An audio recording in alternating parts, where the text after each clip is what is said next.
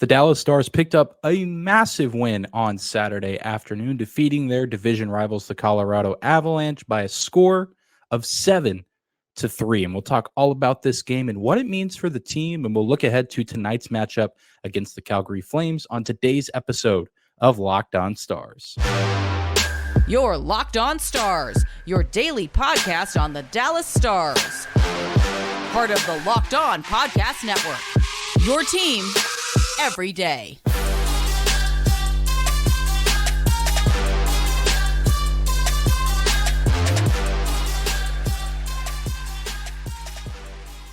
Bing bong. Howdy, Stars fans. Welcome back to the Locked On Stars podcast, the only daily podcast covering the Dallas Stars, part of the Locked On Podcast Network, your team every day. I'm your host, Dane Lewis, your local expert on all things Dallas Stars hockey, coming to you on this Monday, March 6th, actually recording this on Saturday night. You guys are seeing this on Monday. Whether this is your first time here or you are a recurring listener, thank you for stopping by and making Locked On Stars your first listen of the day. If you're new to the show and watching on YouTube for the first time, be sure to hit that subscribe button. You can also follow along on your favorite podcasting platform. We're always free and available no matter where or how you may choose to listen. And the Stars are starting to gain a little bit of momentum. They're starting to pick up a little bit of a head of steam, if you will, given where they were over the past 2 weeks or so, where they lose several games in a row. They're really struggling to put the puck in the back of the net. Countless players on the team with, goalless streaks. They've gone X amount of games without goals. And the Stars were finally starting to put a few pieces together earlier, in the middle of last week. They beat the Coyotes on Wednesday night, and then they beat the Blackhawks in Chicago on Thursday. But those are teams that they should be beating, and you can argue that those games were maybe a little bit closer than they should have been. But regardless, they find a way to win. They were getting some help from Evgeny Dodonov, who they acquired well before the trade deadline, about a week before, 5 days before, give or take, and he's contributing. And then, after the win in Chicago, the Stars come back to Dallas with Max Domi. And so there was a lot of anticipation going into Saturday's game, one for the Dallas Stars debut of Max Domi in a victory green sweater, Jamie Benn being celebrated for his 1,000th career NHL game played, which was a while back, but also just a big game in general with the Avalanche being in town, the defending Stanley Cup champions who have had a little bit of a rough season just with injuries and things of that nature, but they have been on a little bit of a heater as of late. And so while it wasn't necessarily for the division lead, it's still a monumental game because the Avalanche still, even to this point, have some games in hand, and a win for them would have worked wonders for them in terms of getting back into that first place spot in the Central Division that they have so coveted pretty much the entirety of this season. And really a lot of people expected them, and a lot of people I think still do expect them to come back and win the Central Division. So all of that saying, a massive game for the Stars, and they needed to rise to the occasion, and they did just that. They knocked the wind out of the sails of the Colorado Avalanche. I mean, it was just one of the best performances we've seen from the team this season. I know it was a little bit leaky at the end. They let the Avalanche get maybe 2 goals that they probably shouldn't have gotten, but it was one of the best 60-minute performances we've seen from this team. And the Stars have not had great first periods over the past several games. Maybe one of the best first periods we've seen from the team in quite some time, because you're up 2-0. You allow the Avalanche to score 1 goal with less than 5 minutes left in the first period. And you think, okay, well, are the Stars going to come out and have a bad second? Are they letting the Avalanche creep back into this game? Is it going to be smooth sailing? But then the Stars respond from that goal, and they get a third one of their own from Joe Pavelski to put them up 2 going into the break. And I think that play in particular worked wonders for the Stars and really helped generate the momentum for the rest of the game going forward. And they just continue to look more like themselves as time continues to go on down the stretch this season. I know it wasn't very fun to watch them on that losing skid, but again, I think a lot of us kind of understood that stretches like that are going to happen. And I think what we're seeing now is a more true form of what this season's Stars can be. And with 19 games left on their schedule, the Stars are in an absolute dogfight to win the Western Conference, and to win the Central Division as well. The Stars do have a little bit of a cushion now, but it's not going to be smooth sailing. I mean, teams like Colorado and Minnesota and even Winnipeg, who got a gutsy win on Saturday against the Edmonton Oilers, they're going to continue to chip away and chip away. And it's never, I don't think, going to be a runaway for anybody. I think this division race could last until the last week or so of the season. But the Stars showed on Saturday afternoon that they're ready. They're not going to back down from this dogfight. And it's not, again, just for the division, it's for the conference as well. I mean, as of right now, at the time of recording this Saturday evening, the Stars are the leaders out west. But you're going to have teams like Vegas and Los Angeles and Colorado and Minnesota all gunning for that top spot. And I think that truly does matter to get that home ice advantage, especially if you're going to go deep in the playoffs. You want to have that home ice advantage. You want to be opening the series at home on your home ice and set the tone early in those postseason best of 7 series, because it's a grind. And if you get that home ice advantage, I think it works wonders. I think you can even look at Dallas's playoff series last year against Calgary. You flip those roles, I think Dallas wins that series, and maybe even less games than 7. I mean, they dang near won it in 7 games, with only 3 of those games being at the American Airlines Center. So I think it does matter to some extent. And this game against the Avalanche on Saturday is huge for them going forward. I mean, they needed this kind of game in a big way, a game where, one, they beat a proven opponent, an opponent that is going to be in the postseason and probably going to make a lot of noise in the postseason. But the way they did it too, just utter domination from the Stars from the first puck drop until the final horn/whistle blew. I mean, there was never really a doubt in this game that the Stars were going to come away and be victorious. It was some of the best hockey we've seen from them all season. And I think the final stretch of this season is going to be a ton of fun with this current team that has been assembled. Dodonov continues to make plays. Max Domi didn't record a point or a goal or anything like that in this matchup, but I still think that he looked good during stretches of this game. Really like his playmaking ability. You look at the goal that Mason Marchment scored, which we'll talk about that a little bit later. I mean, he starts that play. He doesn't get the assist, but the puck comes into the zone, and he kind of holds on to it for a second. He lets everyone get set up. He lets things materialize, and then he chooses to move the puck, and it ends up with a shot from Mason Marchment that goes into the back of the net. And it's little things like that, little plays like that. We saw Domi record a pretty big hit as well. Just little things like that sometimes go unnoticed that are going to pay huge dividends for this team down the stretch of the season. You have the new additions from the trade deadline, and then you're also going to get guys like Yoel Kiviranta and Luke Glendening back in the lineup eventually as well. And I know those are bottom 6 guys, but I think that those guys round out the bottom 6 quite nicely. And we'll talk about that a little bit later on as well, just with where the roster stands now with some of these new acquisitions and the shuffling of players and things like that. But the Stars' toughness on full display on Saturday. They go out and they get the big win for their captain on his big day, but also a monumental shift in momentum in the Western Conference and in the Central Division. Well, we're going to take a quick break, but when we come back, we'll talk about Mason Marchment and Joe Pavelski. Both of them end their long career-high goalless streaks on Saturday. More on that right after this. Today's episode of Locked On Stars is brought to you by our friends at Athletic Greens. With one delicious scoop of Athletic Greens product AG1, you're absorbing 75 high-quality vitamins, minerals, whole food source superfoods, probiotics, and adaptogens to help start your day right. This special blend of ingredients supports both your gut health and your nervous system, as well as your immune system, energy, recovery, focus, and aging. Tons of people take some kind of multivitamin, and it's important to choose one with high-quality ingredients that your body will actually absorb. AG1 is a small micro habit with big benefits. It's one thing you can do every single day to take great care of yourself.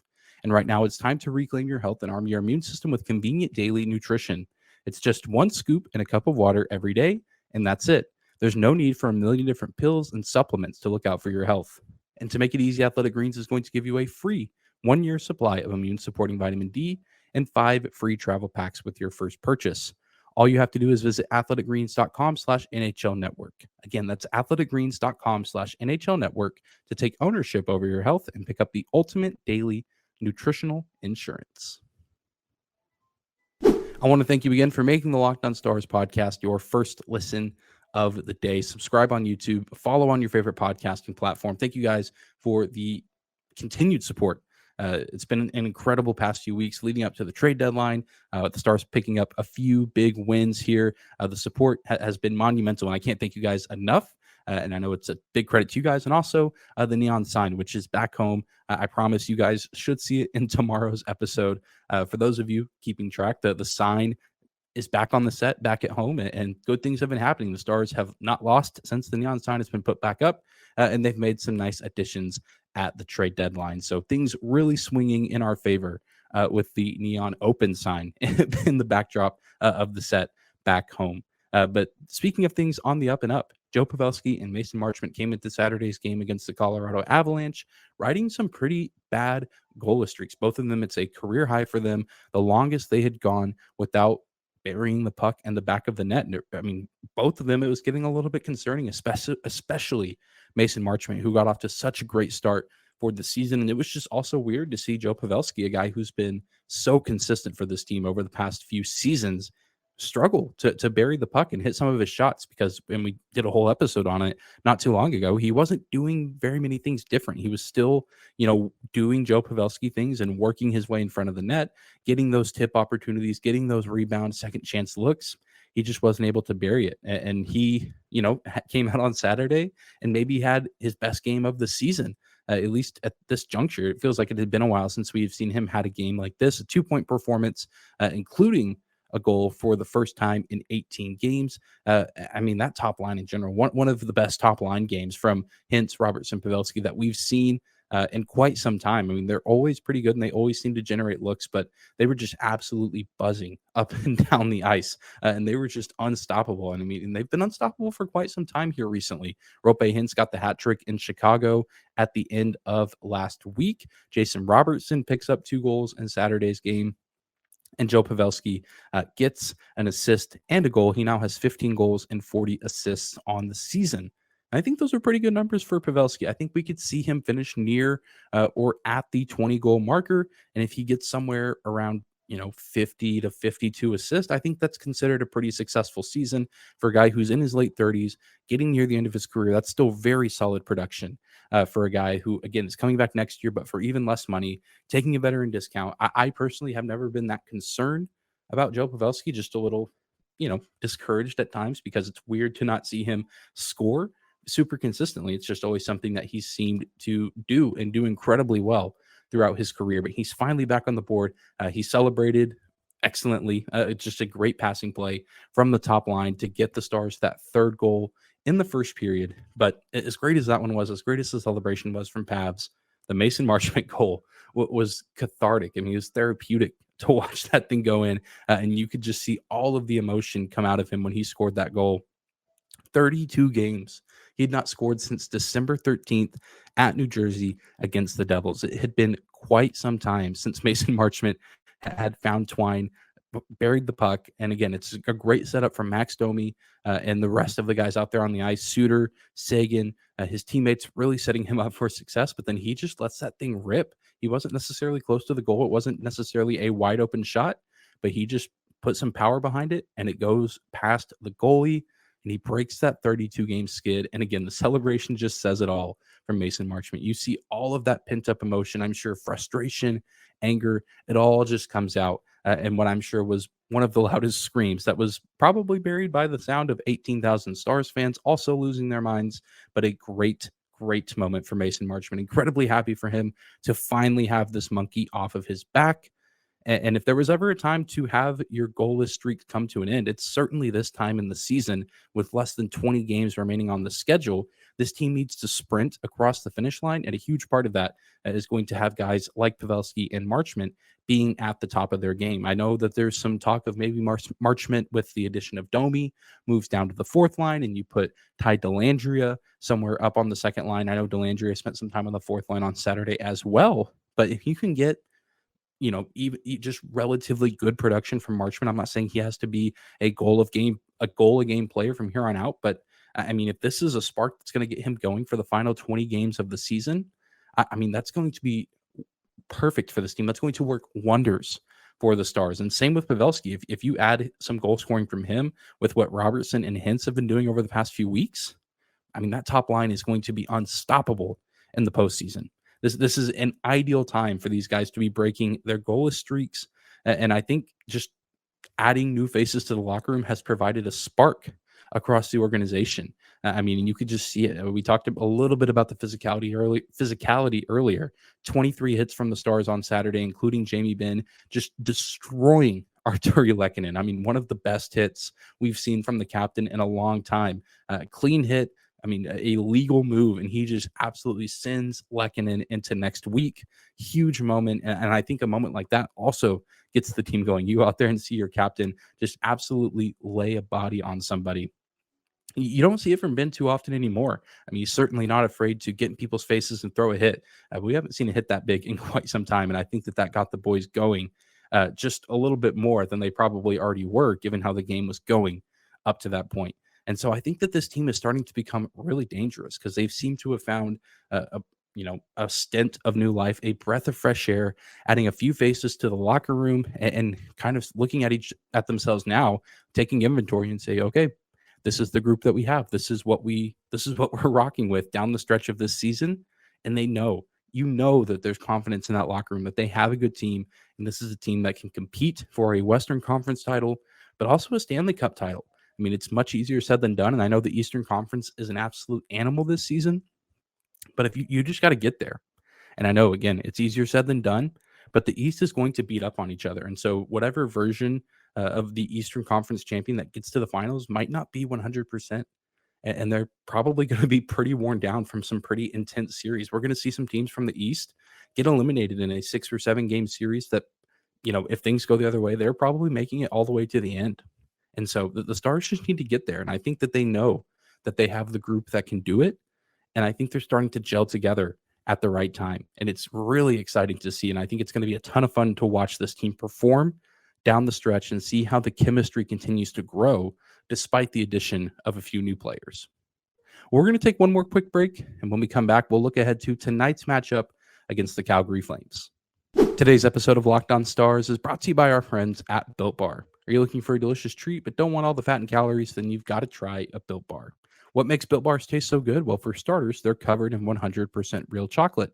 And they come in unbelievably delicious flavors like churro, peanut butter brownie, and coconut almond. And I'm not sure how Built does it, but these bars taste like a candy bar while maintaining amazing macros. And what's even better is that they are actually healthy for you. Only 130 calories and 4 grams of sugar with a whopping 17 grams of protein. And now you don't need to wait around to get your own box. For years, we've been talking about ordering your Built Bars at Built.com, but now you can get them at your local Walmart or Sam's Club.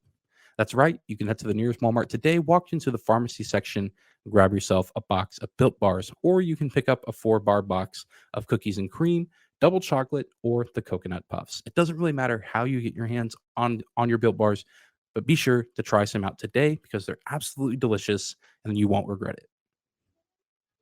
All right, everybody. It was a fun weekend, but the Dallas Stars are back in action tonight. One final game at the AAC before some extended time away from home.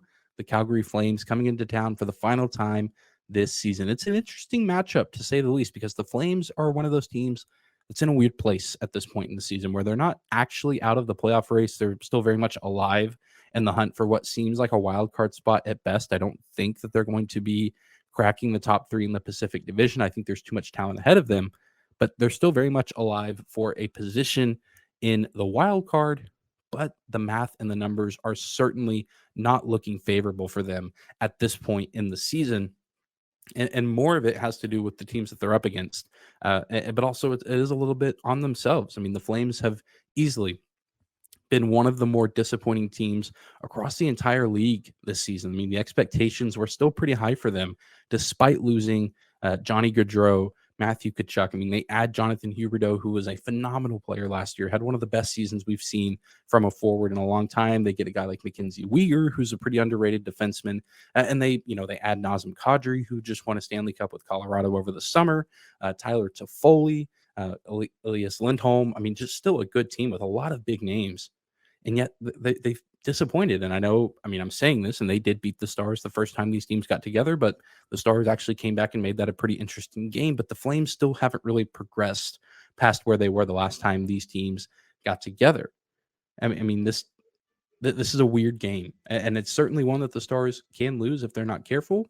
But at the same time, I think that there's going to be a little bit more motivation on their end to come out and win this game, given what happened last time, but also where they're at right now, where they've won 3 straight games. And like I said, it's the final home game for quite some time. They're about to take off on one more large road trip near the end of the season. 6 games away from home, first in Buffalo, and then they'll head out west for some dates with the Kraken, Edmonton, I think Vancouver, Calgary. I mean, they'll kind of just hit all of those Pacific Northwest teams, like they tend to do at least at one point in the season. And at this, late last season is also when they took that road trip and things did not go well for them.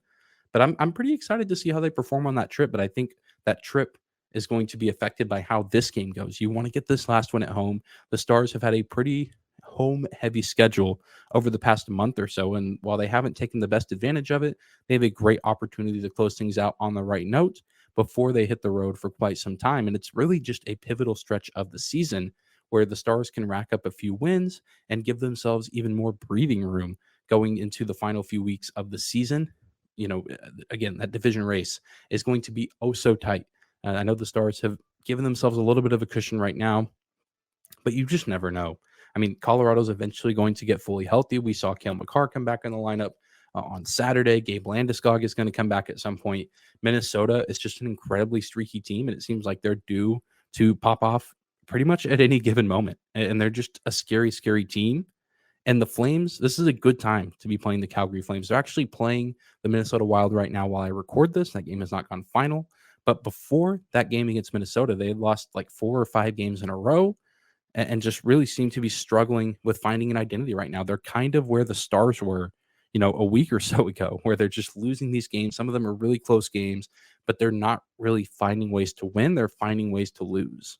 And so they're kind of in a similar spot as to where the Stars just kind of found themselves. But now the Stars seem to have pulled themselves out of that situation. And so if there was ever a good time to have a matchup at home against Calgary, this is certainly that time. And I'm also just excited to see more from the Stars lineup. I'm excited to see Max Domi out there on the ice again. And once he has some more time to practice with the team, acclimate with the team, get to know them a little bit better. While I was impressed for the most part with his performance on Saturday, there were a few instances where he made some mistakes on the power play. He made a turnover or two that led to some shorthanded opportunities for Colorado. I mean, you don't like to see those. It can be frustrating to watch, but also this is a guy who just joined the team 2 days ago. And when he did, it was super late at night. So really just kind of had one day to practice and get acclimated with the group. They also did not have morning skate on Saturday because it was an afternoon game. So the errors are going to happen. Mistakes are going to be made whenever a guy is with a new team, especially when he doesn't have a ton of time to practice. But on tonight's game against Calgary, he's had a little bit more time to get to know the guys, build a little bit more chemistry. And so I'm really, really excited to see what he can do with Tyler Seguin and whoever else he plays with, whether it's Ty Dellandrea or Mason Marchment. But it should be a fun game. And if you're going to the game, bring that energy. One last home game before a long time on the road for the Dallas Stars. Well, that's going to do it for today's episode of Locked On Stars. Thank you so much again for tuning in and making us your first listen of the day. Hit that subscribe button on YouTube. Follow us on your favorite podcasting platform. And be sure to follow us on social media at Locked On Stars on both Instagram and Twitter, as well as my personal Twitter account at Dane_Lewis. We'll be right back here tomorrow, recapping and talking all about this game against the Calgary Flames and looking ahead towards the 6-game road trip. But I hope you guys have a great Monday, and we'll see you back here tomorrow.